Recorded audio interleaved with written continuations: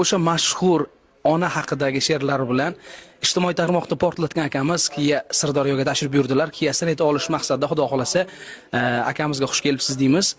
Akamizdan o'sha mashhur she'rlarni yana bir bor takrorlab berishlarini, bizni kuzatuvchilarimiz uchun aytib berishlarini so'rab qolamiz.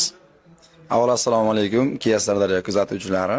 Sizlar uchun o'sha she'rimizni yana bir bor aytib beramiz. Bog' eram onamning guliga yeta olmaydi, sochlarimni silagan qo'liga yeta olmaydi.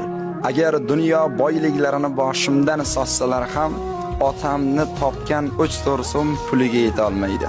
Agar dunyo shoirlari nomimga she'r yozsalar ham, onamni bir og'iz keldingmi bolam degan tiliga yeta olmaydi. Siz ona, siz baxtim yo'liga nur sochgan onamsiz. Men uchun uyqusi qochgan onamsiz. Siz asli bosiq, sokin ayolsizlik meni desa, tog'dan ham oshgan ayolsiz. Dunyoda hech narsadan qo'rqmagan, ammo farzandlarining baxtsizligidan qo'rqqan ayolsiz. Biroq biz baxtli, baxtiyor inson, chunki bizni baxtli qilib tuqqan onamsiz.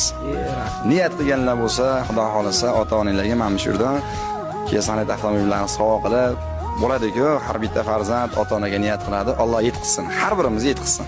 Son günüme kadar, kalp durana kadar, aşk mezara kadar.